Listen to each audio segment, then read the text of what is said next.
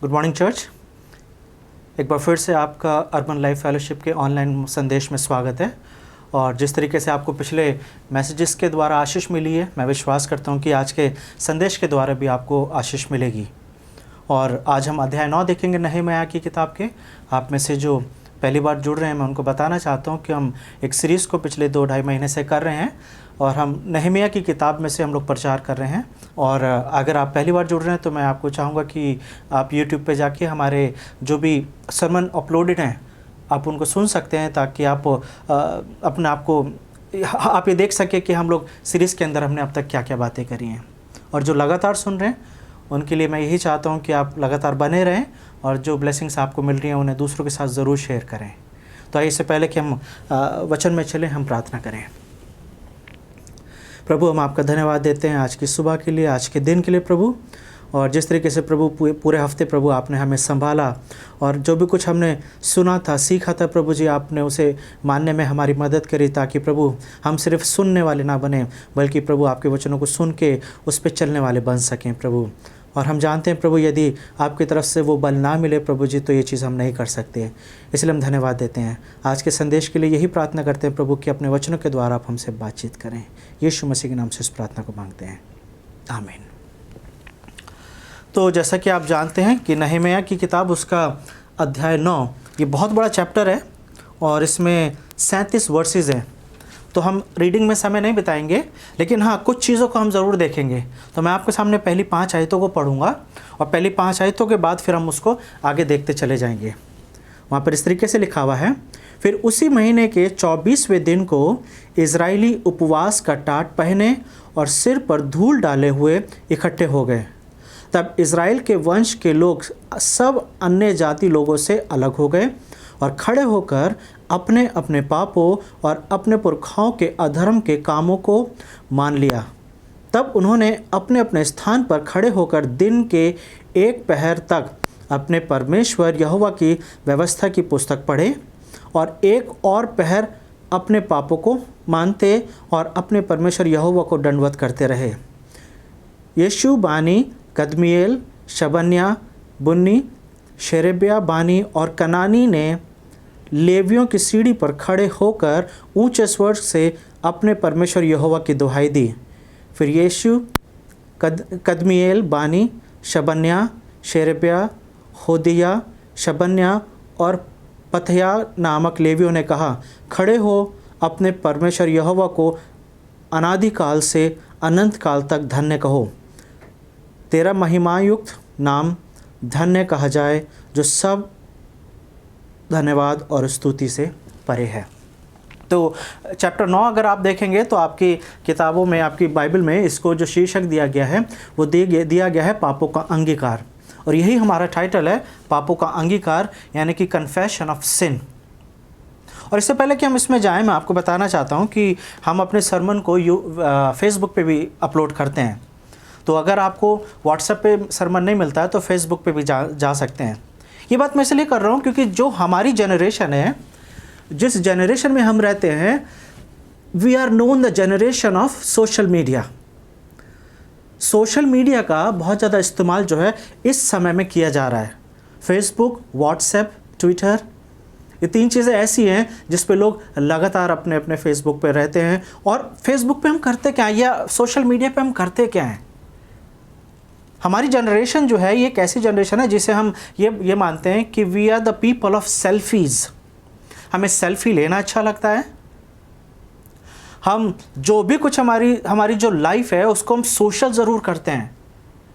हम एक ऐसे दौर में जी रहे हैं जहाँ पे कुछ भी हमारे जीवन में घटता है, लोग बीमार होते हैं तो उसके बारे में सोशल मीडिया पे डाला जाता है। अगर हमने कुछ नया ख़रीदा होता है तो उसे हम ज़रूर शेयर करते हैं। हम किसी इवेंट में हैं, हमने कुछ अचीव करा है अपने लाइफ में, तो उसे हम सोशल मीडिया पे ज़रूर डालते हैं। क्यों? क्योंकि हमें ऐसा लगता है, क्योंकि ये जो हम जिस माहौल में हम जी रहे हैं, basically we are social. We want to share our joy, our sorrows with the world. सबको पता होना चाहिए कि मेरी लाइफ में क्या चल रहा है। मैंने नए शूज़ खरीदे हैं, मैंने नया घर खरीदा है, मेरे पास अगर नया फ़ोन है, या कुछ भी अचीवमेंट अगर हुआ है, चाहे वो छोटा है चाहे वो बड़ा है, आज टेंडेंसी ये है कि उसे सोशल मीडिया के माध्यम से समाज को बताया जाता है। So basically I can say that we are living in a world where nothing is private.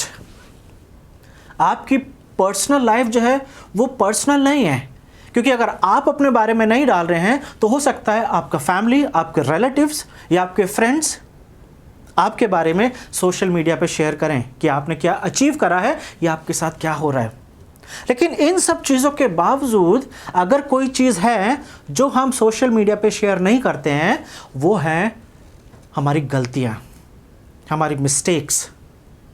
और अगर मैं मिस्टेक की बात ना करते हुए सीधा अगर पाप बोलूं, क्योंकि आज का जो टॉपिक है वो यही है, कन्फेशन ऑफ सिन, पाप का अंगीकार करना। We don't see anywhere on social media that somebody is sharing that what kind of a sin he committed, या किस तरीके का पाप आज आपसे हुआ है, या इस पूरे हफ्ते आपसे हुआ है।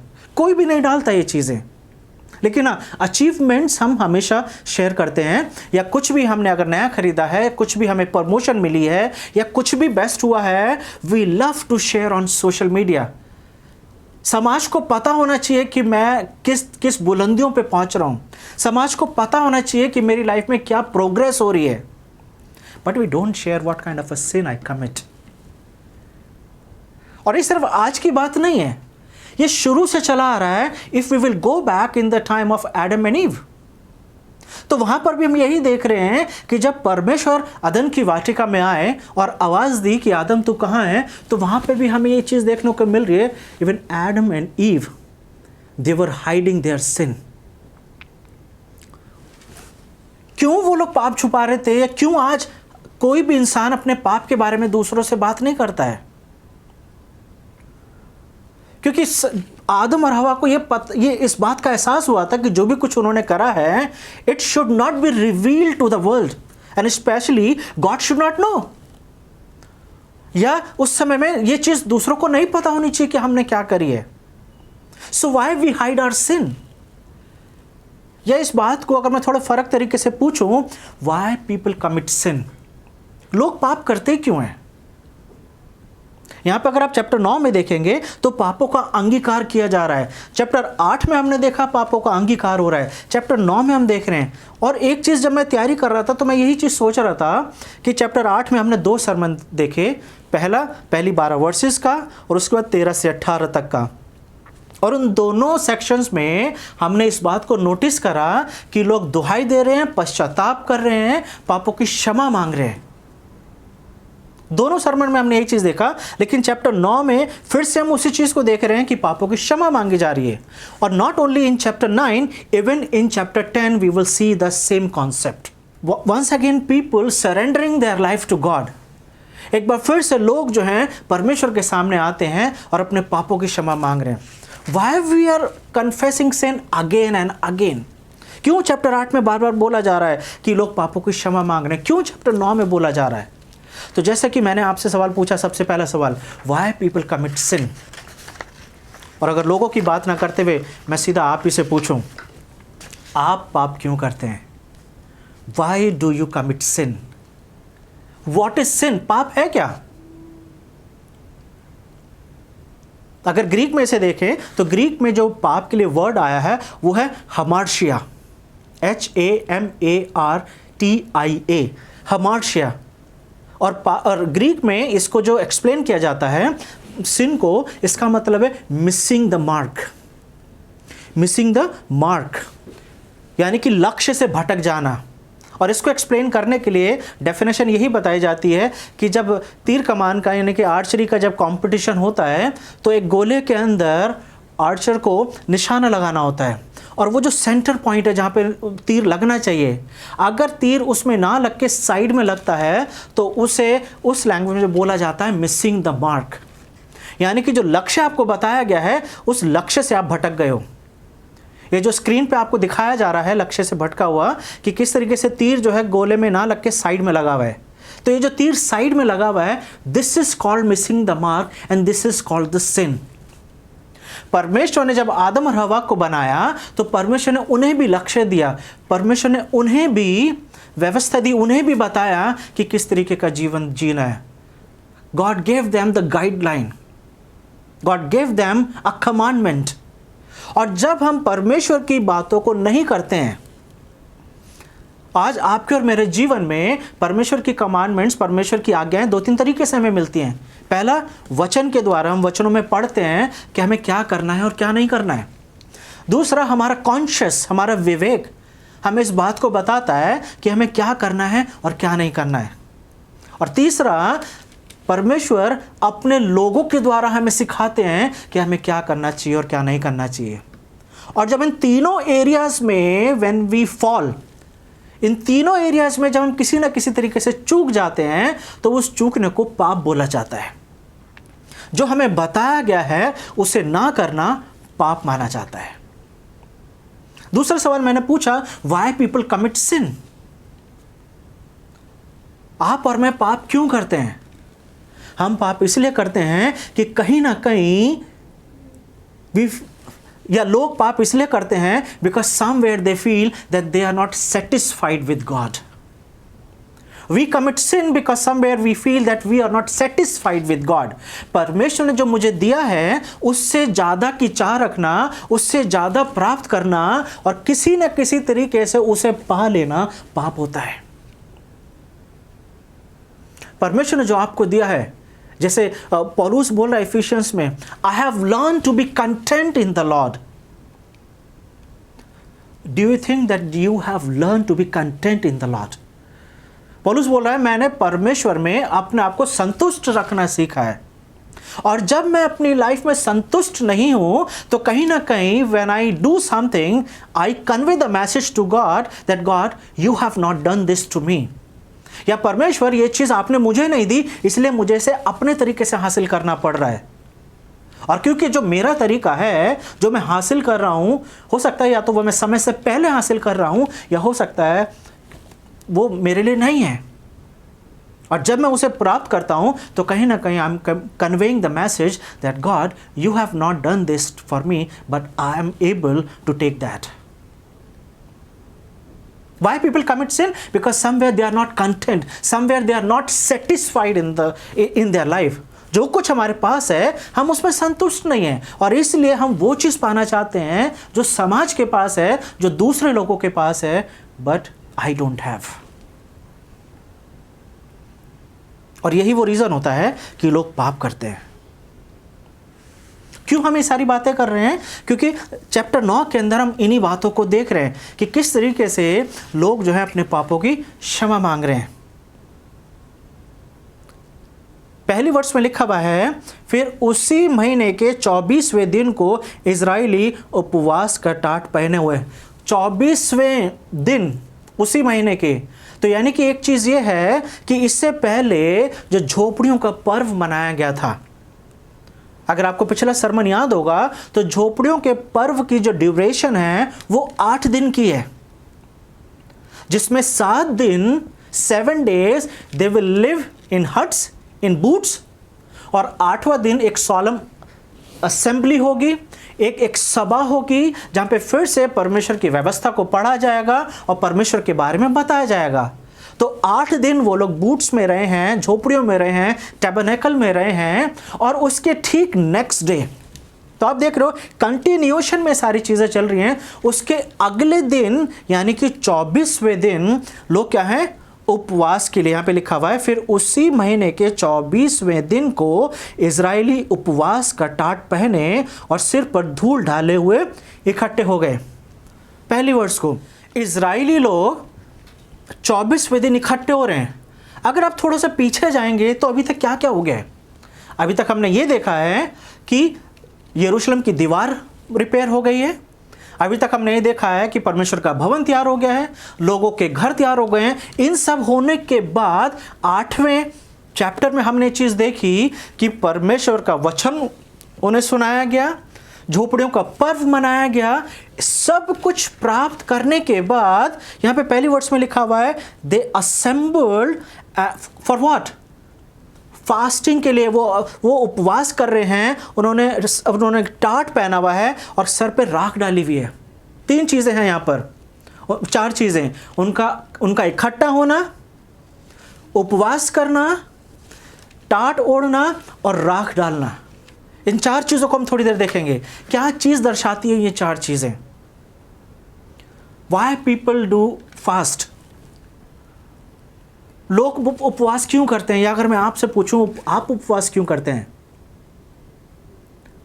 आज हमारे समाज में फास्टिंग को लेके बहुत अलग अलग विचारधाराएं हैं।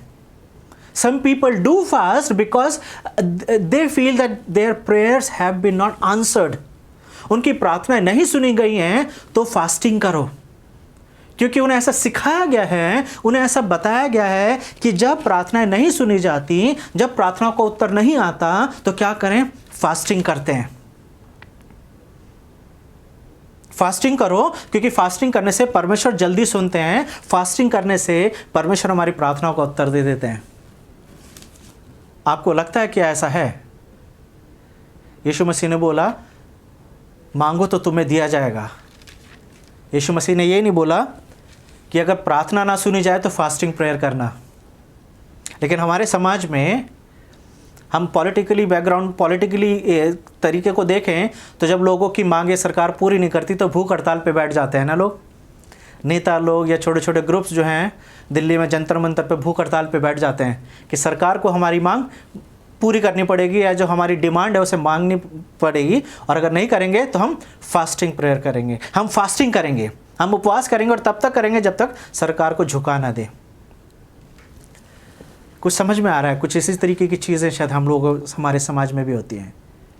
Why people fasting there? What is the significance of fast? क्यों इजरायली लोग फास्ट करा करते थे? अगर हम ओल्ड टेस्टमेंट के कॉन्सेप्ट को समझेंगे, अगर फास्टिंग के कॉन्सेप्ट को समझेंगे तो एक चीज़ समझ में आएगी कि फास्टिंग जो था वो अपने आप को हम्बल करने का एक कॉन्सेप्ट था। They are not fasting because they have some demands. They are not fasting because they are praying and they have not heard the answers. क्यों उपवास करते थे लोग? उपवास, इजरायली लोग उपवास करते थे। उपवास एक शोक मनाने का तरीका होता था। उपवास सिर्फ पापों की क्षमा के लिए किया जाता था। डे ऑफ अटोनमेंट के दिन, यानी कि प्रायश्चित के दिन, पूरी इजराइल जो है वो उपवास करा करती थी। और बाइबल बताती है व्यवस्था की किताब में कि जानवरों तक को खाना नहीं दिया जाता था। हर एक जीव जंतु, हर एक जन उपवास करा करता था। क्यों? Because this was the sign of repentance, this was the sign of mourning for their sin which they have committed against God. तो एक चीज देख रहे हैं कि सब कुछ होने के बाद जब 8वें चैप्टर में हमने ये देखा कि उन्होंने व्यवस्था को सुना, और सुन के जब बार बार वो रो रहे हैं, और जब Ezra and Nehemiah they said don't cry, don't cry, today is the day of God, today is the day of joy. लेकिन 9वें चैप्टर को जब वो पहुंच रहे हैं, they realise that they have not confessed properly. और फिर वो उसके बाद वो उपवास करते हैं, सामूहिक उपवास। यानी कि इसका मतलब ये है everybody standing together and everybody saying that I am a Sinner. अगर मैं आपसे पूछूं कि क्या आप पापी हैं, क्या आपके जीवन में पाप है, मुझे नहीं पता आप क्या जवाब देंगे। लेकिन यहां पे पूरे के पूरे लोग इकट्ठे हुए हैं and nobody is hiding. Everybody is confessing to the other people that yes, I am a sinner and I need forgiveness. हमारे यहाँ जब ऑल्टर कॉल्स दी जाती हैं चर्चेस के अंदर, तो कई बार हम या लोग इसलिए खड़े नहीं होते हैं क्योंकि कहीं ना कहीं लोग मेरे बारे में क्या सोचेंगे। मैं भी पाप करता हूँ, मेरे जीवन में भी पाप है। जो लोग मुझे अपना आइडल मानते हैं, जिनकी नजरों में मैं बहुत बेस्ट हूं, what they will think about me. लेकिन पहला यूहन्ना अगर आप देखेंगे मेरे साथ, जल्दी से निकाल लीजिए। पहला यूहन्ना, अगर मैं उसको 8 से आपके सामने पढ़ूं तो वहां पे क्या लिखा हुआ है? 1 John chapter 1 and I am reading from verse 8। यदि हम कहें कि हम में कुछ भी पाप नहीं तो अपने आप को धोखा देते हैं। If I say there is no sin in me, so I am deceiving myself। अगर ये बोलें कि मुझ में पाप नहीं है तो मैं अपने आप को ही धोखा दे रहा हूं और हम में सत्य नहीं है। There is no truth in me। यदि हम अपने पापों को मान लें, हाँ 9वीं वर्ष में क्या लिखा हुआ है, if we will confess our sins, अगर हम अपने पापों को मान लें तो वो हमारे पापों को क्षमा करेगा। गॉड विल वाइप अवे, परमेश्वर हमारे पापों से हमें क्षमा करने और हमें अधर्म से शुद्ध करने में विश्वास योग्य और क्या है, धर्मी है। कब होगा ऐसा? When we will say, I'm sorry God. If we confess our sin, He who is faithful and just will forgive us our sin and cleanse us from all unrighteousness. आगे लिखा हुआ है, यदि हम कहें कि हमने पाप नहीं किया, तो उसे झूठा ठहराते हैं।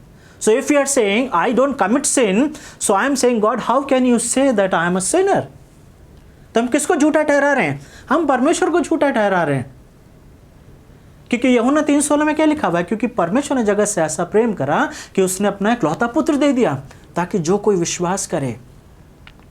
कौन विश्वास करता है? विश्वास वही करेगा जिसे अपने पापी होने का एहसास होगा। And 1 John it says that if anybody thinks that he is not sinner, so basically he is a liar. He is a liar. और यहाँ पे सारे लोग एक साथ खड़े हो गए हैं। हो सकता है इसमें से कुछ लोग ऐसे होंगे, क्योंकि यहाँ पे लिखा हुआ है सिर्फ इजरायली लोग, यानी कि जितने और लोग इनके साथ रहते थे, they are not standing with them, क्योंकि आगे हम इन चीज़ों को देखेंगे। दूसरा, they are fasting. Fasting means they are saying to the Lord that we are not enjoying our food, क्योंकि जब हम अपने जीवन में आनंद मनाने जा रहे हैं, तब हमें हमारे पापी होने का एहसास है।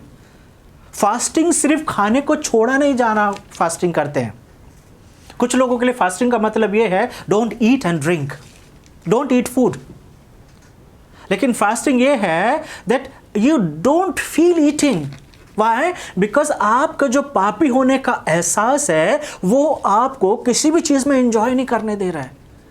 So you are saying to the Lord that God, I am not happy with my life. I can't enjoy my food. I can't live in my luxury life because I am a sinner. Sackcloth, टाट ओढ़े हुए हैं, मतलब कि अपना जो best कपड़े हैं उससे हटा के टाट को ओढ़ लेना। एक ऐसा कपड़ा जो गरीबी की निशानी दिखाता है, जो means the poor in spirit.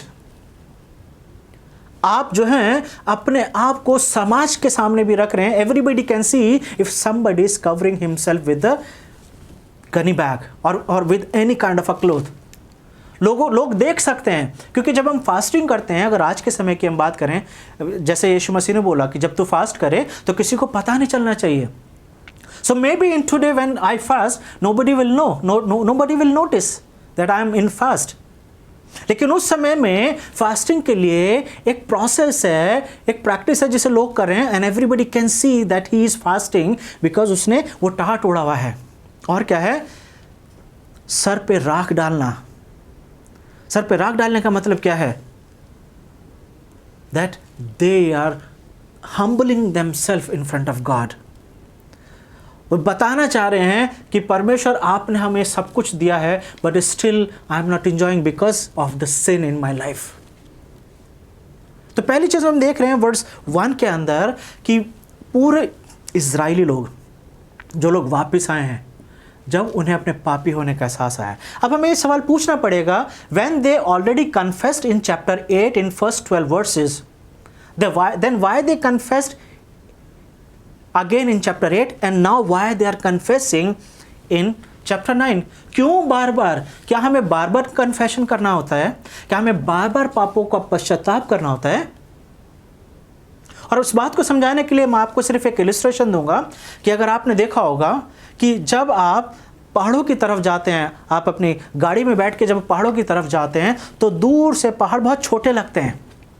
ऐसा लगता है कि आप जल्दी से जाएंगे और उसके ऊपर चढ़ जाएंगे, लेकिन जैसे जैसे आप पहाड़ के नज़दीक पहुंचते जाते हैं, पहाड़ों का साइज़ बड़ा होता हुआ दिखने लगता है।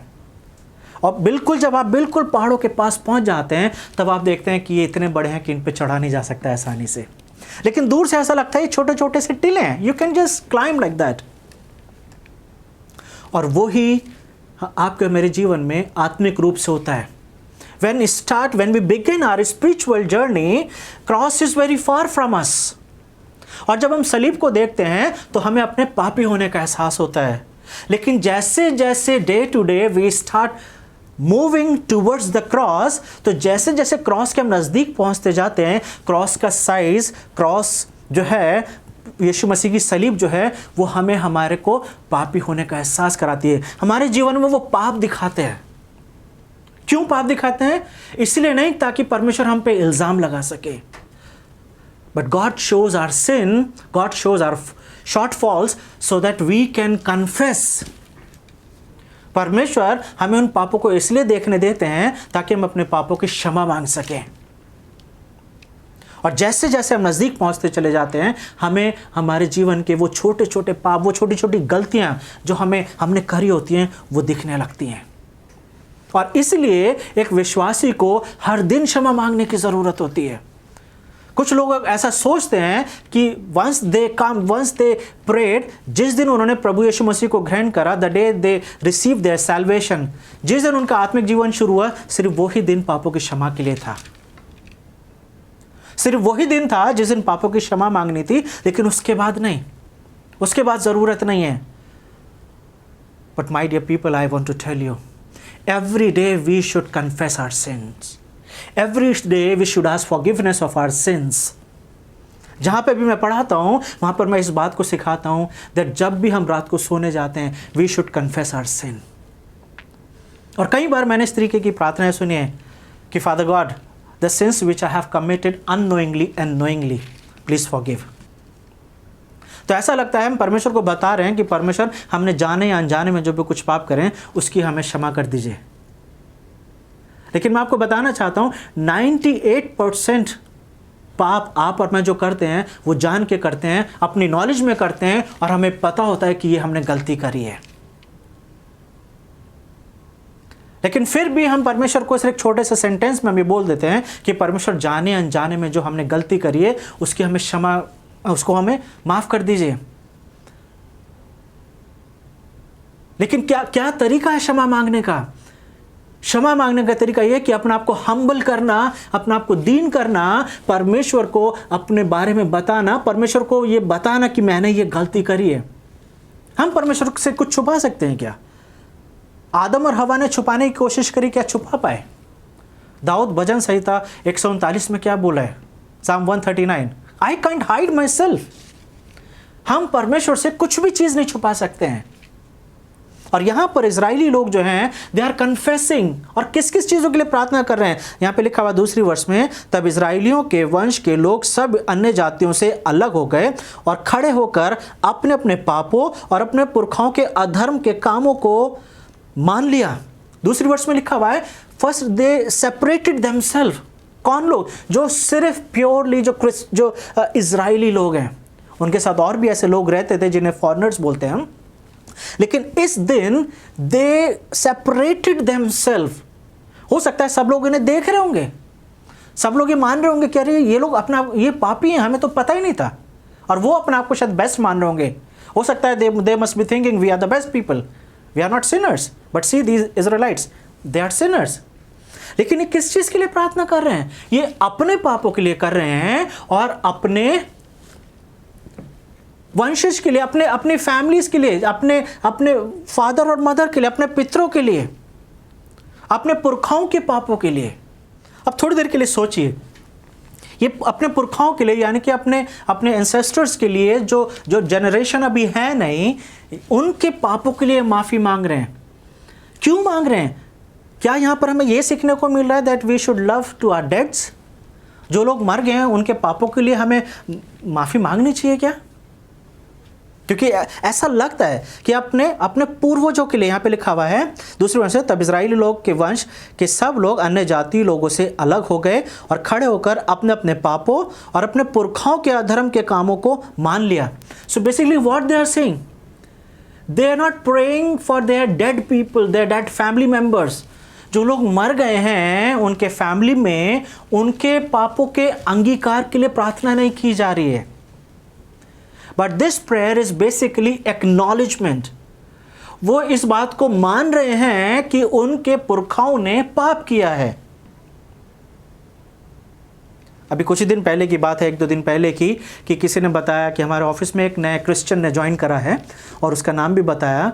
और जब उन दोनों ने एक दूसरे को इंट्रोडक्शन दिया तो जो नया ज्वाइनी था, जो ऑफिस में नया आया था, जब उससे पूछा कि आप भी क्रिश्चियन हो, तो उसने छूटते बोला I am a son of pastor, यानी कि मेरे पिता जो हैं वो पास्टर हैं। अक्सर हम क्या करते हैं, हम अपने फैमिली मेम्बर्स की ग्लोरी के अनुसार ही हम जीवन जीते हैं। लेकिन यहाँ पे इजराइली लोग जो हैं अपने पुरखाओं के पापों को मान रहे हैं। They confessing that yes our forefathers have committed sin. उन्होंने आपकी व्यवस्था को नहीं माना है, उन्होंने आपके नियमों को नहीं माना है, उन्होंने आपकी बताई हुई बातों को नहीं माना है। And we are also living in a similar way. कुछ लोग इसी चीज़ को जनरेशनल कर्स में चले जाते हैं। उन्हें ऐसा लगता है कि यहाँ पे जनरेशनल कर्स की बात की जा रही है, लेकिन ऐसा नहीं है। इज़ीकिएल उसके 18वें अध्याय में लिखा हुआ है कि परमेश्वर पिताओं का पापों का बदला पुत्रों से नहीं लेगा।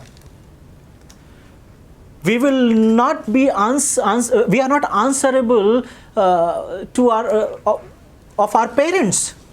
हमें अपने माता पिता के लाइफ स्टाइल के बारे में जवाब नहीं देना होगा।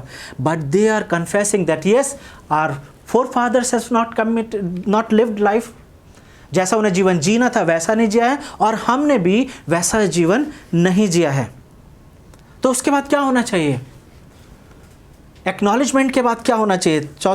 तीसरी वर्ष में तब उन्होंने अपने अपने स्थान पर खड़े होकर दिन के 1 पहर तक अपने परमेश्वर यहोवा की व्यवस्था की पुस्तकें पढ़ी। Now everybody is reading. ये जो परमेश्वर की व्यवस्था है वो उनके सामने सुनाई जा रही है, पढ़ा जा रहा है। और यहाँ पर 8-9 याजक हैं, लेवी लोग हैं। ये लोग क्या कर रहे हैं? ये लोग लोगों को सिखा रहे हैं, उनके साथ प्रार्थना कर रहे हैं, ताकि लोग जो हैं प्रार्थना करें, पापों से पश्चाताप करें। कई बार ऐसा होता है कि हमारे कलीसियाओं में, हमारे समाज में, हमारे चर्चेस में लोग जो हैं कन्फेशन नहीं करते हैं, क्योंकि उन्हें ऐसा लगता है they are living a very good life. उन्हें अपने पापी होने का एहसास नहीं होता है। और अगर मैं अपनी बात करूं तो मुझे भी ऐसे ही लगता था। सन 2000 साल में जब मैं यूथ फॉर क्राइस्ट के साथ एक कैंप में मैं नागपुर गया हुआ था, उस समय में मुझे अभी भी याद है, सितंबर का महीना था, शायद 9 या 10 तारीख थी, और मैं बैठा हुआ था और मैसेज चल रहा था। और उस समय में जो यूथ फॉर क्राइस्ट के डायरेक्टर थे मिस्टर जॉर्ज प्रभाकरन, वो जो हैं प्रेरितों के काम में से प्रीच कर रहे थे। And he was talking about Ananias and Sapphira, and then he was saying that they did not give 100%. They kept back something for themselves. उन्होंने जितने की प्रॉपर्टी बेची थी वो सारा कुछ लाके नहीं दिया उन्होंने चेलों के पास। उन्होंने कुछ रख लिया ताकि वो अपने आप को सपोर्ट कर सकें, ताकि वो अपने आप को टेक केयर कर सकें। और जब वो ये प्रीचिंग कर रहे थे, उस समय में वो ये बोल रहे थे कि there are people they say they have surrendered their life to God. वो ये प्रचार कर रहे थे कि लोग हैं जो ऐसा बोलते हैं कि उन्होंने सब कुछ परमेश्वर के हाथ में दे दिया है। एक गाना भी है ना, I surrender all. It's good to sing I surrender all, but it's hard to do it. बहुत कम लोग हैं जो ऐसा करते हैं, दैट दे से गॉड आई सरेंडर ऑल। और उस वक्त जब मैं ये सरमन सुन रहा था, I felt God convicted me, Holy Spirit realised me that I am kind of Ananias. क्योंकि उस समय में मैं भी अपने चर्च में I was the best person in my church, in my own life, in my own eyes. I was a youth director, I was a choir director. Church में music देना, यूथ को सिखाना, ट्रेनिंग कराना, pastor का right hand माना जाना, I was doing everything. Church के सारे गाने आते थे, प्रीचिंग भी करता था, सब कुछ कर रहा था। But that day the Holi spirit showed me my real character. और उस वक्त मुझे एहसास हुआ कि आई am not the person like I should be. और यहां पर ये लोग हैं कि जब इनके सामने व्यवस्था पढ़ी जा रही है, तब इनको अपना रियल कैरेक्टर पता चल रहा होगा। और उस दिन जब George Prabhakaran when he was preaching, I just kneel down and I said, Lord I want to commit my life to you. और आज यहाँ पर इजराइलियों के लाइफ में शायद वो दिन है कि जब व्यवस्था पढ़ी जा रही है, they can examine their heart, they can see their heart and they can say, Lord please forgive अस। क्योंकि फेथफुल लाइफ के लिए रिपेंटेंस जो है it's like the second side of the coin. अगर हम अपने आप को विश्वासी बोलते हैं तो प्रतिदिन कन्फेशन करना जरूरी है, क्षमा मांगना जरूरी है। और सिर्फ वो मेरा उस दिन मैंने कन्फेशन नहीं करा है, सिर्फ उस दिन पापों की क्षमा नहीं मांगी है, उस दिन के बाद से it became the pattern of my life. और यही चीज मैंने दूसरों को सिखाई है, and now that I practice that. whenever I pray, I confess। जब मैं प्रार्थना करता हूं, मैं अपने पापों की क्षमा के लिए प्रार्थना करता हूं। और यहां पर हम ये देख रहे हैं कि now they are confessing and, और यहां पर जो याजक लोग हैं, जो लेवी हैं और याजक हैं, वो लोगों को प्रिपेयर कर रहे हैं, लोगों के साथ प्रार्थना कर रहे हैं, उनके साथ व्यवस्था पढ़ी जा रही है। क्यों? क्योंकि जब वो कन्फेशन कर रहे हैं उसके बाद क्या होना है। यहाँ पे मैं जैसे 4वीं वर्ष में बहुत सारे नाम हैं और 5वीं वर्ष कि फिर यशे कदन, और यहाँ पे बहुत सारे नाम हैं और उसके बाद अगर नामों को मैं स्किप करूँ तो वहाँ पे लिखा खड़े हो अपने परमेश्वर यहोवा को अनादिकाल से अनंत काल तक धन्यवाद कहो। और once they are confessing they are worshipping God. परमेश्वर हमें हमारे पाप इसलिए नहीं दिखाते कि वो हम पे इल्ज़ाम लगा सकें या हमें रिजेक्ट कर सके। When Holy Spirit shows you and me our sins, तो पवित्र आत्मा का ये काम है कि वो हमें हमारी गलतियां हमारे सामने लेकर आए, कन्विक्ट करे, हमें हमारे गलतियां दिखाए ताकि हम रिपेंट करें, ताकि होली स्पिरिट हमें प्रेजेंटेबल बना सके, so that he may present us to God. और जब हम अपने पापों की क्षमा मांगते हैं, उसके बाद जब हम परमेश्वर की आराधना करते हैं, वो आराधना सच्ची आराधना मानी जाती है। Romans 3:23 says, For all have sinned। हम सब ने पाप करा है और परमेश्वर की महिमा से अलग है। हम सब ने पाप करा है। I am sinner। और जब मैं अपनी लाइफ को देखता हूं तो मैं इस बात को बोल सकता हूं, If I am standing here, if I am talking to you, this is just a grace of God, because He is a merciful God। एक छोटा सा होमवर्क मैं आपको देना चाहता हूँ। चैप्टर 9 को पढ़िए बार बार और अंडरलाइन कीजिए और देखिए कितनी बार ये शब्द आया, मर्सीफुल, मर्सीफुल, दयालु पिता। देखिए कि एजरा किस तरीके से प्रार्थना कर रहा है।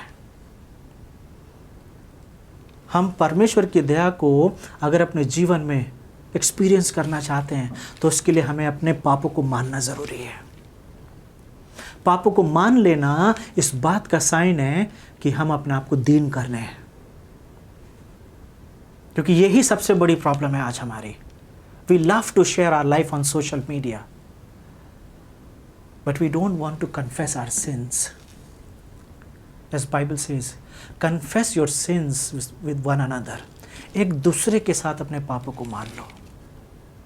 मैं चाहता हूं कि आज जब आप इस सर्मन बंद करें, जिस किसी के साथ भी आप बैठे हुए हैं, maybe you are listening this sermon with your wife, और maybe with your husband, maybe with your sister और with your brother, pray for one another. कई बार एक दूसरे के ऊपर इल्ज़ाम लगाना आसान होता है। बहुत सारी वाइफ्स हैं जो इस बात के लिए पास्टर को प्रे रिक्वेस्ट देती हैं कि उनके हस्बैंड बहुत ड्रिंक करते हैं या लड़ाई झगड़े बहुत होते हैं। But I want to tell those wives, start praying for your husband। आप अपने हस्बैंड के लिए प्रार्थना कीजिए। मैं उन हस्बैंड से बोलना चाहता हूँ जिनके पास बहुत सारी कंप्लेंट्स होंगी अपनी वाइफ के लिए। We always find somebody in our churches। हम अपने कलीसिया में, अपने कम्युनिटी में हम ऐसे लोगों को ढूंढते हैं जिनके साथ हम अपनी प्रॉब्लम को शेयर कर सकें। But before you share with anybody, I want start praying for your spouse, start praying for your wife, start praying for your brother, start praying for your sister। ये लोग अपने पूर्वजों के लिए प्रार्थना कर रहे हैं, उनकी गलतियों को मान रहे हैं। तो क्या आप और मैं जो हमारे साथ जीवित हैं, जो हमारे साथ बैठे हुए हैं, क्या उनके लिए हम प्रार्थना नहीं कर सकते हैं?